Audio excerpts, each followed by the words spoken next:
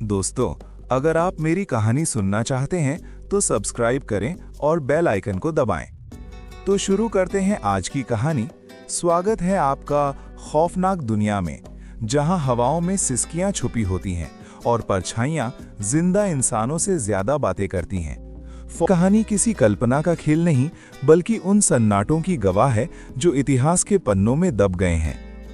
Europe के उत्तरी हिस्से में इटली की सीमाओं के पास पहाड़ों की गोद में बसा एक प्राचीन शहर है मोंटेवेल्लो। ये शहर नक्शे पर तो मौजूद है, लेकिन स्थानीय लोग अक्सर रात के समय इसका जिक्र करने से कतराते हैं। मोंटेवेल्लो की खूबसूरती बेमिसाल है। यहाँ की इमारतें पुराने जमाने की पत्थरों से बनी हैं, जिन पर काई जमी हुई है। सफ़ेद दीवारें जो कभी चमकती होंगी, अब समय के थपेड़ों से पीली पड़ चुकी हैं। यहाँ की गलियां इतनी संकरी हैं कि दो इंसान आमने सामने चलें तो उन्हें एक दूसरे को रास्ता देने के लिए दीवारों से सटकर खड़ा होना पड़ता है। शहर के बीचों बीच एक विशाल चर्च है, जिसकी घंटी हर घंटे बजती है, लेकिन उसकी आवाज़ में कोई पवित्रता नहीं, बल्कि एक अजीब सी भारीपन है, जैसे कोई चेतावनी दे रही हो। दिन के वक्त मोंटेवेल्लो एक पोस्टकार्ड जैसा लगता है। सूरज की किरणें पहाड़ों से टकराकर जब इस शहर पर गिरती हैं तो ऐसा लगता है जैसे कोई पेंटिंग जिंदा हो गई हो। पर्यटक आते हैं, फोटो खींचते हैं, कॉफ़ी पीते हैं और चले जाते हैं। लेकिन सूरज ढलते ही जब आसमान में बैंगनी रंग छा जाता है और सूरज की आखिरी किरण पहाड़ के पीछे छिप जाती है, तो मोंटेवेल्लो का असली चेहरा सामने आता है। रात होते ही यहाँ की हवा में एक अजीब सी ठंडक घुल जाती है, जो हड्डियों के अंदर तक उतर जाती है। ये ठंडक मौसम की नहीं, बल्कि कुछ और ही है। ये कहानी 24 साल के रोहन मेहता की है, जो हाल ही में भारत के दिल्ली से मोंटेवेल्लो आया था। रोहन मेहता एक आर्किटेक्चर स्टूडेंट था। उसे पुराने यूरोपियन टाउन्स की बिल्डिंग्स, उनकी संरचना और उनके इतिहास को स्टडी और डॉक्यूमेंट करने का शौक था। उसकी यूनिवर्सिटी ने उसे एक रिसर्च प्रोजेक्ट के लिए यूरोप भेजा था, जहां उसे कम जाने माने शहरों की वास्तुकला पर काम करना था। मोंटेवेल्लो उसकी रिसर्च का हिस्सा था, क्योंकि यहाँ के चर्च और यहाँ के 100 साल पुराने घर वास्तुकला के अनोखे नमूने थे। रोहन जब पहली बार मोंटेवेल्लो पहुंचा तो वो इसकी खूबसूरती से मंत्रमुग्ध हो गया। उसने अपनी डायरी में लिखा, ये जगह समय से बाहर जमी हुई लगती है। उसने शहर के किनारे बने एक पुराने गेस्ट हाउस में कमरा लिया था। इस गेस्ट हाउस का नाम था विला रोसा। ये एक पुरानी हवेली जैसी इमारत थी, जिसकी लकड़ी की सीढ़ियां चलने पर चरमराती थीं। गेस्ट हाउस का केयरटेकर एक बूढ़ा इंसान था, जिसका नाम मार्को था। मार्को की उम्र 70 के पार थी। उसकी पीठ झुकी हुई थी और चेहरे पर झुर्रियों के ऐसे गहरे निशान थे जैसे किसी ने चाकू से खोद दिए हों। मार्को बहुत कम बोलता था। जब भी रोहन उससे कुछ पूछता, वो बस संक्षिप्त जवाब देता और जल्दी से वहां से चला जाता, जैसे उसे किसी चीज का डर हो। मोंटेवेल्लो एक बहुत ही सुंदर सा टाउन था, लेकिन वहां एक बेहद खौफनाक खामोशी थी। रोहन ने अपने पहले ही दिन नोटिस किया कि शाम होते ही सूरज ढलने के बाद लोगों का व्यवहार बदल जाता है। दुकानदार अपने शटर डाउन करने लगते हैं, लोग जल्दी जल्दी अपने घरों की ओर भागते हैं, सड़कों पर सन्नाटा छा जाता है। कोई भी आदमी अंधेरा होने के बाद बाहर घूमता हुआ नहीं दिखता था। ना तो कोई कुत्ता भौंकता था, ना ही कोई पक्षी चहचहाता था। बस चर्च की घंटी की आवाज आती थी, जो सन्नाटे को और भी गहरा कर देती थी। रोहन ने इसे स्थानीय रिवाज समझा। उसने सोचा कि शायद यहाँ के लोग जल्दी सोते हैं। लेकिन तीसरी रात जब वो अपने कमरे में बैठकर अपनी स्केचिंग कर रहा था, तो उसे लगा कि कुछ गड़बड़ है। उसने खिड़की से बाहर देखा। गली बिल्कुल सुनसान थी। स्ट्रीट लाइट्स की रोशनी में धूल के कण नाच रहे थे, लेकिन इंसानों का कोई अता पता नहीं था। तभी उसकी नज़र सामने वाली गली के कोने पर पड़ी। वहां एक परछाई खड़ी थी। रोहन ने ध्यान से देखा। वो कोई इंसान था, लेकिन वो हिल नहीं रहा था, बस वहीं खड़ा था। रोहन ने अपनी आंखें मली और फिर से देखा। अगले ही पल वो परछाई गायब हो गई, जैसे कभी वहां थी ही नहीं। रोहन ने इसे अपनी थकान समझा और सो गया। लेकिन उस रात उसे नींद में बार बार ऐसा लगा जैसे कोई उसके कमरे के बाहर सांस ले रहा हो। चौथे दिन रोहन ने डिसाइड किया कि वो शहर के पुराने चर्च और उसके पास बने कब्रिस्तान की विस्तृत जांच करेगा। उसकी रिसर्च के लिए ये जरूरी था। दोपहर के वक्त जब सूरज सिर पर था, वो चर्च की ओर निकला। चर्च बहुत पुराना था। उसकी दीवारों पर पत्थरों की नक्काशी की हुई थी, जिसमें देवदूत और शैतान के चित्र बने हुए थे। चर्च के पीछे ही वो प्राचीन सिमेट्री यानी कब्रिस्तान था। कब्रिस्तान की दीवारें ऊंची थीं और लोहे के जंग लगे गेट से बंद रहती थीं, लेकिन दिन के वक्त ये खुला रहता था। रोहन कब्रिस्तान के अंदर घुसा। वहां सैकड़ों पुरानी कब्रें थीं। कुछ पर क्रॉस लगे थे, कुछ पर पत्थर की मूर्तें थीं। हवा में सूखे पत्तों और गीली मिट्टी की खुशबू थी। रोहन अपने नोटबुक में कुछ नोट्स ले रहा था, तभी उसकी नज़र कब्रिस्तान के सबसे कोने में पड़ी एक जगह पर गई। वहां बाकी कब्रों से अलग एक स्थान था। वहां एक टूटा हुआ वेडिंग आर्च खड़ा था। ये देखकर रोहन हैरान रह गया। कब्रिस्तान में शादी का मंडप? ये असामान्य था। वो धीरे धीरे उस आर्च की ओर बढ़ा। आर्च लकड़ी का बना था, जिस पर कभी सफेद रंग हुआ होगा, लेकिन अब वो काला पड़ चुका था। उस पर सूखे हुए फूल लटक रहे थे, जो सालों पुराने लग रहे थे। वे फूल इतने सूख चुके थे कि छूते ही चूर चूर हो जाने वाले थे। उस आर्च गेट के नीचे की मिट्टी का रंग बाकी जगह से थोड़ा ज्यादा काला था, जैसे वहां किसी चीज को बार बार गाड़ा गया हो या वहां कुछ ऐसा हुआ हो जिसने जमीन को कलंकित कर दिया हो। रोहन ने उस आर्च के पास खड़ी एक छोटी सी पत्थर की प्लेट को पढ़ने की कोशिश की, लेकिन उस पर लिखे अक्षर मिट चुके थे। बस एक तारीख धुंधली सी दिख रही थी, 1889। रोहन ने इस बात पर ज्यादा ध्यान नहीं दिया। उसे लगा कि शायद ये कोई पुरानी कहानी होगी या किसी अमीर परिवार की यादगार। उसने वहां की कुछ तस्वीरें खींची और वापस अपने गेस्ट हाउस लौट आया। लेकिन उस दिन के बाद से उसके साथ एक अजीब सी घटनाक्रम शुरू हो गई। उसे नहीं पता था कि उस कब्रिस्तान से वापस आते वक्त उसने अनजाने में कुछ ऐसा आमंत्रित कर लिया था जो उसे कभी जाने नहीं देगा। उसी रात जब रोहन अपने गेस्ट हाउस के कमरे में काम कर रहा था, बाहर का मौसम अचानक बदलने लगा। दिन भर धूप थी, लेकिन अब आसमान में बादल घिराए थे। कमरे में सन्नाटा था, बस रोहन के पेंसिल चलने की आवाज आ रही थी। तभी रात के करीब 11 बजे उसे बाहर से हल्की सी कदमों की आवाज सुनाई दी। ये आवाज नॉर्मल नहीं थी। ये जैसे कोई नंगे पैर चल रहा हो, लेकिन फिर भी कपड़े की हल्की घिसावट की आवाज आ रही थी। छन छन छन, जैसे कोई भारी गहने पहने हो। रोहन रुका। उसने कान लगाकर सुना। आवाज उसके कमरे की खिड़की के ठीक नीचे आकर रुक गई। उसका दिल तेजी से धड़कने लगा। उसने हिम्मत जुटाई और धीरे से विंडो खोली। बाहर गर्मी के मौसम में भी एक बेहद ठंडी सी हवा कमरे में घुस आई, जिससे रोहन के रोंगटे खड़े हो गए। उसे लगा कि जैसे अभी अभी उसके गेस्ट हाउस के सामने से चलकर गुजरा हो। उसने टॉर्च जलाई। वहां कुछ निशान थे, जैसे किसी ने गीली मिट्टी से चलकर फुटप्रिंट्स छोड़े हों। और सबसे डरावनी बात यह थी कि वो फुटप्रिंट्स सीधा उस पुरानी सिमेट्री की तरफ जा रहे थे, जहां वो टूटा हुआ वेडिंग आर्च था। रोहन से रहा नहीं गया। जिज्ञासा और डर के मिश्रण ने उसे बेचैन कर दिया था। वो इन कदमों के निशानों को फॉलो करते हुए सिमेट्री पहुंच चुका था। चर्च की घंटी बजी। रात के 2 बज चुके थे। दूर दूर तक वहां रोहन के अलावा और कोई भी नहीं था। आसमान में चांद बादलों के पीछे छिपा हुआ था, जिससे कब्रिस्तान में अंधेरा और गहरा हो गया था। रोहन सिमेट्री के लोहे के गेट को धक्का देकर अंदर घुसा। गेट की चरमराहट उस सन्नाटे में गोली की आवाज जैसी लगी। वहां हवा और भी ज्यादा ठंडी थी, इतनी ठंडी कि रोहन की सांसें जमने लगी थीं। पुराने क्रॉसेस और ग्रेवस्टोन्स के बीच से गुजरते हुए रोहन उस टूटे हुए वेडिंग आर्च तक पहुंच गया। वही आर्च जिसे उसने एक दिन पहले देखा था। तब रोहन ने पहली बार उसे देखा। आर्च के नीचे एक औरत खड़ी थी। उसने सफेद वेडिंग गाउन पहना हुआ था, जो कि काफी पुराना सा लग रहा था। गाउन के किनारे जले हुए थे और उस पर मिट्टी के निशान थे। उसका चेहरा एक सफेद से घूंघट से ढका सा हुआ था। ऐसा लग रहा था कि जैसे वो औरत वहां खड़ी किसी का इंतजार कर रही हो। उसके हाथ में एक सूखा हुआ गुलदस्ता था। रोहन के पैर जमीन से उखड़ नहीं रहे थे। वो जानता था कि उसे भाग जाना चाहिए, लेकिन एक अदृश्य शक्ति उसे वहीं जकड़े हुए थी। उसने एक कदम आगे बढ़ाया। जमीन पर सूखी पत्तियों की आवाज हुई और एकदम से तेज हवा मानो रुक सी गई। उस कब्रिस्तान के अंदर की खामोशी इतनी गहरी हो गई कि रोहन को अपने दिल की धड़कनें तक सुनाई देने लगी। धक धक धक, ये आवाज कानों में गूंज रही थी। वो औरत धीरे धीरे रोहन की तरफ मुड़ी। उसकी गर्दन की हड्डियां चटकने की आवाज आई, जैसे सूखी लकड़ी टूट रही हो। उसका घूंघट थोड़ा सा हवा से उड़ा और जो चेहरा रोहन को दिखाई दिया उसे देखकर रोहन के होश ही उड़ गए।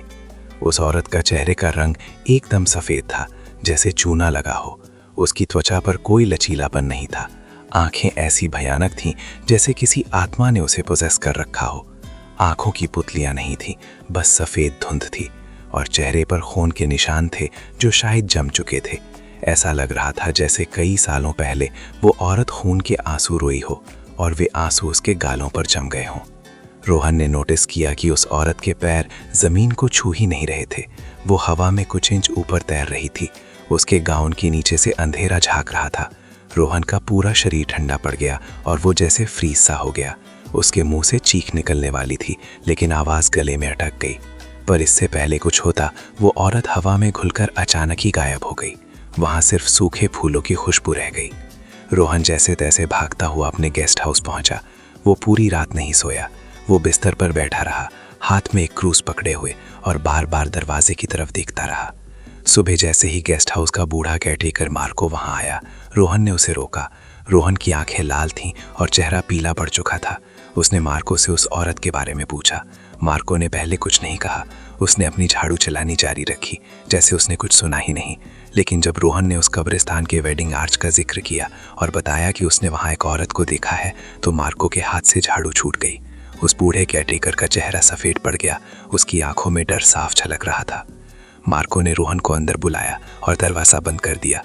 उसने कांपती आवाज में कहानी सुनानी शुरू की। बेटा, तुमने उस शापित जगह पर पैर रख दिया है। मार्को ने बताया कि ये कहानी 1889 से शुरू होती है। उस साल मॉन्टेवेलो में शादी होने वाली थी। दुल्हन का नाम था सोफिया वैलेंटीनी और दूल्हा था एलेसांड्रो बियांकी। ये टाउन के सबसे खुश कपल के रूप में जाने जाते थे। उनकी प्रेम कहानी पूरे शहर में मशहूर थी। मंडप उसी कब्रिस्तान के पास बनाया गया था, क्योंकि चर्च में उस समय रेनोवेशन का काम चल रहा था और वहाँ भीड़ समा नहीं रही थी। लोग कहते हैं कि कब्रिस्तान के पास शादी करना शुभ माना जाता था, क्योंकि ये जीवन और मृत्यु के मिलन का प्रतीक है। शादी की रात सब लोग इकट्ठा हुए। पूरा शहर सजा हुआ था। सोफिया अपने वेडिंग गाउन में मंडप तक पहुंची। उसने सबसे सुंदर सफेद गाउन पहना था। उसके चेहरे पर खुशी थी, लेकिन उसका दूल्हा कभी आया ही नहीं। घंटे बीतते गए, रात गहरा दी गई। मेहमानों ने इंतजार किया, लेकिन एलेसांड्रो का कोई अता पता नहीं था। बाद में पता चला कि एलेसांड्रो शादी से कुछ घंटे पहले ही मॉन्टेवेलो छोड़कर किसी और लड़की के साथ भाग गया था। उसने सोफिया को वहीं छोड़ दिया, बिना किसी संदेश के, बिना किसी विदाई के। सोफिया ने पूरी रात उस मंडप के नीचे उसका इंतजार किया। वो नहीं हिली, नहीं रोई, बस खड़ी रही। रात ठंडी होती गई। सुबह की पहली किरण के साथ जब लोग वहां पहुंचे तो सोफिया वहीं जमीन पर गिर गई थी। उसका दिल बंद हो चुका था। कुछ लोग कहते हैं कि उसे एक बहुत बड़ा सदमा लगा था, जिसकी वजह से उसकी मौत हो गई, तो कुछ कहते हैं कि उसने खुद को शाप दे दिया था। सोफिया की बॉडी को उसी कब्रिस्तान में दफन कर दिया गया, उसी आर्च के नीचे। लेकिन उस रात के बाद मॉन्टेवेलो में एक अजीब चीज होने लगी। कभी कभी रात के वक्त लोग एक सफेद वेडिंग गाउन में एक औरत को उस कब्रिस्तान के आर्च गेट के नीचे खड़ा देखते हैं, जैसे वो अभी भी किसी का इंतजार कर रही हो। लोग उसे डेड ब्राइड या शापित दुल्हन बुलाते हैं। कहा जाता है कि वो हर उस इंसान को अपने पास बुलाती है जो रात के वक्त वहां जाता है, क्योंकि उसे लगता है कि शायद वो उसका दूल्हा है। मार्को की बातें सुनकर रोहन इस कहानी को सुनकर घबरा चुका था। कल रात उसने भी उस डेड ब्राइड को देखा था। मार्को ने रोहन से विनती की कि वो इस शहर से चला जाए, लेकिन रोहन एक वैज्ञानिक सोच का इंसान था। उसे इन कहानियों पर पूरा यकीन नहीं था। हालांकि उसने जो देखा था उसे वो नकार नहीं सकता था। उस रात रोहन जब अपने कमरे में था, उसने फिर से वही आवाज सुनी। इस बार वो कदमों की आवाज सीधा उसके कमरे के बाहर तक आई और फिर हवा में एक अजीब सी स्मेल आने लगी। गीली मिट्टी और पुराने फूलों की सड़ी हुई बदबू। ये बदबू इतनी तेज थी कि रोहन को उल्टी जैसा महसूस होने लगा। रोहन अब घबराने लगा था। उसने धीरे से दरवाजे की तरफ देखा। दरवाजे के नीचे से एक परछाई नजर आ रही थी, जैसे कोई बिल्कुल दरवाजे के सामने खड़ा हो। फिर उसके कमरे के दरवाजे का हैंडल अपने आप धीरे धीरे हिलने लगा। घट घट घट, जैसे कोई बाहर से दरवाजा खोलने की कोशिश कर रहा हो। घबराहट के मारे रोहन के पसीने छूटने लगे। उसने कमरे में रखी कुर्सी उठाई और दरवाजे के सामने रख दी। तभी हैंडल हिलना रुक गया। सन्नाटा छा गया। रोहन को लगा शायद चला गया, लेकिन फिर दम से कमरे का दरवाजा अपने आप खुल गया। कुर्सी जमीन पर गिर गई। रोहन की चीख निकल गई, लेकिन दरवाजे पर कोई था ही नहीं। गली खाली थी। कुछ सेकंड्स बाद कदमों की आवाज वापस दूर चली गई, पर तभी रोहन की नजर उसके कमरे की खिड़की पर गई। खिड़की के बाहर दूसरी मंजिल पर हवा में तैरती हुई वही भयानक दिखने वाली औरत खड़ी थी, उसी सफेद वेडिंग गाउन में, अपनी भयानक आंखों से रोहन को ही घूरती हुई। उसके मुंह से कोई आवाज नहीं निकली, लेकिन रोहन के दिमाग में एक आवाज गूंजी, तुम आए हो, तुम नागायब आए हो। और फिर अचानक ही वो गायब हो गई। रोहन फिर से रात भर नहीं सोया। सुबह होते ही उसने ये सब जाकर चर्च के प्रीस्ट को बताया। चर्च के प्रीस्ट का नाम फादर चुवानी था। वो एक गंभीर और अनुभवी इंसान थे। जब रोहन ने पूरी बात बताई तो फादर चुवानी के चेहरे पर चिंता की लकीरें गहरी हो गई। उस प्रीस्ट ने कहा कि आज तक किसी ने उस डेड ब्राइड को बसा करते नहीं देखा। आमतौर पर वो सिर्फ कब्रिस्तान में दिखाई देती है, लेकिन अगर वो किसी के पीछे घर तक आ गई है तो इसका पहली मतलब बार खतरा बहुत सिमेट्री गहरा है। गया था तो वो वहां से कुछ लाया तो नहीं था। तब रोहन को याद आया कि वो वहां से कुछ सूखे फूल ले आया था। उसे लगा था कि वे रिसर्च के लिए काम आएंगे। उसने वो फूल अपनी डायरी के बीच में रखे थे। प्रीस्ट ने कहा, यही गलती हुई, शायद इसी वजह से वो आत्मा तुम्हारे घर तक आ गई है। उन फूलों में उसकी आत्मा का अंश है और शायद उस आत्मा को ऐसा लग रहा है कि उसका दूल्हा उसे लेने वापस आ गया है। तुम उसके लिए दूल्हे का विकल्प बन गए हो। प्रीस्ट ने रोहन से कहा कि उसे फौरन ये शहर छोड़कर चले जाना चाहिए, वरना शायद वो औरत उसका पीछा कभी नहीं छोड़ेगी। उसने रोहन को कुछ पवित्र जल दिया और कहा कि वो इसे अपने कमरे में छिड़क दे, लेकिन सबसे जरूरी ये है कि वो रात होने से पहले शहर की सीमा पार कर ले। ये सुनकर रोहन का दिल दहल गया। उसने डिसाइड किया कि वो मॉन्टेवेलो से आज ही निकल जाएगा। वो अपनी जान बचाना चाहता था। रोहन ने जल्दी से अपना सामान पैक करना शुरू किया, लेकिन जब वो सामान पैक करने अपने घर वापस गया तो उसने देखा कि डोर स्टेप पर गीली मिट्टी के निशान बने हुए थे, बिल्कुल वैसे ही जैसे सिमेट्री के पास थे। ये निशान सीधा उसके कमरे के अंदर आ रहे थे। रोहन को अब डर लगने लगा था। वो जान गया था कि वो अकेला नहीं है। वो जल्दी से जाकर अपनी पैकिंग करने लगा। उसके हाथ कांप रहे थे। वो चीजें ठीक से बैग में रख भी नहीं पा रहा था। तभी उसने खिड़की से देखा कि आसमान का रंग बदल रहा है और काला पड़ रहा है। दिन के 4 बजे थे, लेकिन ऐसा लग रहा था जैसे रात हो गई हो। काले बादल पहाड़ों से उतरकर शहर की ओर बढ़ रहे थे। तभी अचानक घर की लाइट्स जलबुझ करने लगी, बल्ब फ्यूज होने लगे और एकदम से घर में अंधेरा हो गया। बाहर तेज बारिश शुरू हो गई और बिजली कड़कने लगी। बिजली की कड़कड़ाहट इतनी तेज थी कि पूरी इमारत हिलने लगती थी। रोहन ने टॉर्च जलाई और बैग उठाया। वो दरवाजे की ओर बढ़ा ही था कि तभी एक और बार बिजली कड़की। उस रोशनी में कमरे के कोने में वो औरत मैटियो के सामने आ खड़ी हुई। इस बार वो ज्यादा करीब थी। उसका चेहरा अब और भी विकृत लग रहा था। उसके मुंह से काला खून टपक रहा था। रोहन उसे देखते ही जोर से चिल्लाया। उसने टॉर्च उसकी ओर फेंकी, लेकिन टॉर्च हवा में ही रुक गई और जमीन पर गिर गई। गेस्ट हाउस का वो बूढ़ा केयरटेकर मार्को बस वहां पहुंचा ही था। उसे रोहन की चीख सुनाई दी थी। उसने बाहर खड़े खिड़की के अंदर देखा। मार्को ने देखा कि रोहन घबराते हुए चिल्ला रहा था और उसके सामने एक सफेद गाउन में भयानक औरत खड़ी थी। मार्को ने क्रूस निकाला और कुछ प्रार्थना पढ़ने लगा। वो भागा भागा घर के अंदर गया। वो सीढ़ियां चढ़ते हुए रोहन के कमरे तक पहुंचा। उसने दरवाजा तोड़ने की कोशिश की। रोहन, दरवाजा खोलो, वो चिल्लाया, लेकिन तब तक बहुत देर हो चुकी थी। कमरे के अंदर से सन्नाटा छा गया था। मार्को ने जब दरवाजा तोड़कर अंदर देखा तो रोहन वहां था ही नहीं। कमरा खाली था। खिड़की खुली थी और बाहर तेज आंधी चल रही थी। बिस्तर पर रोहन का बैग पड़ा था, लेकिन रोहन गायब था। कमरे में सिर्फ गीली मिट्टी और सूखे फूलों की बदबू थी। पूरे शहर में खोजबीन हुई। पुलिस आई, स्थानीय लोग निकले, लेकिन रोहन का कोई पता नहीं लगा। 2 दिन बाद सुबह के वक्त जब बारिश रुकी तो कुछ बच्चों ने कब्रिस्तान के पास कुछ देखा। वे भागते हुए अपने घर गए और बड़ों को बताया। जब लोग कब्रिस्तान पहुंचे तो उन्होंने देखा कि उसी पुराने वेडिंग आर्च के नीचे जहां सोफिया की कब्र थी, वहां ताज़ी मिट्टी खुदी हुई थी। कुछ घंटों बाद रोहन की डेड बॉडी मिली। वो उसी कब्रिस्तान के अंदर उसी वेडिंग आर्च के नीचे गीली मिट्टी में ढकी हुई थी। उसने वही कपड़े पहने हुए थे जो उसने आखिरी बार पहने थे, लेकिन उसके कपड़ों पर मिट्टी और सूखे फूल बिखरे हुए थे। सबसे अजीब बात यह थी कि रोहन के चेहरे पर डर नहीं, बल्कि एक अजीब सी शांति थी, और उसकी उंगली में एक पुरानी अंगूठी फंसी हुई थी जो सोफिया की मानी जाती थी। डॉक्टरों ने मौत का कारण दिल का दौरा बताया, लेकिन स्थानीय लोग जानते थे कि सच क्या है। उस दिन के बाद से सब लोगों ने मान लिया कि वो डेड ब्राइड की आत्मा रोहन को अपना दूल्हा मानकर उसे हमेशा के लिए अपने साथ ले गई। रोहन अब उसका इंतजार कभी खत्म नहीं होने देगा। मोंटेवेलो के लोग कहते हैं कि आज भी रात के वक्त जब हवा चलती है तो कब्रिस्तान से दो लोगों के चलने की आवाज आती है, एक औरत के गाउन की सरसराहट और एक मर्द के कदमों की आवाज, जो हमेशा के लिए एक हो गए हैं। मोंटेवेलो आज भी वैसे ही खूबसूरत है।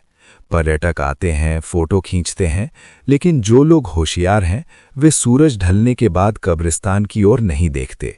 रोहन की कहानी एक चेतावनी बन गई है। कभी कभी जिज्ञासा इंसान को ज्ञान नहीं बल्कि मौत के मुंह में ले जाती है। पुरानी कहानियां सिर्फ कहानियां नहीं होती, वे चेतावनियां होती हैं। दोस्तों, कैसी लगी आपको ये मोंटेवेलो की श्रापित दुल्हन की कहानी? क्या आपने कभी ऐसा महसूस किया है कि कोई आपको देख रहा है जबकि वहां कोई नहीं है? अगर ये कहानी आपको अच्छी लगी, अगर इसने आपके रोंगटे खड़े कर दिए, तो जल्दी से हमारा चैनल खूनी मंडे सब्सक्राइब कर लो। बेल आइकन दबाना न भूलें ताकि आप हर हफ्ते ऐसी ही दिल दहला देने वाली हॉरर स्टोरीज सबसे पहले सुन सकें। कमेंट में बताएं कि आपको किस तरह की हॉरर स्टोरी अगले हफ्ते सुननी है। क्या आप तैयार हैं अगले खौफनाक सफर के लिए? मिलते हैं अगली कहानी में। तब तक के लिए सावधान रहें और अंधेरे में अकेले न जाएं। आपको ये कहानी कैसी लगी कमेंट बॉक्स में ज़रूर बताइए, और हर हर महादेव लिखना मत भूलिएगा, और मेरे चैनल को सब्सक्राइब करना भी ना भूलें। तो मिलते हैं अगली कहानी में। तब तक के लिए जय माता दी। हर हर महादेव।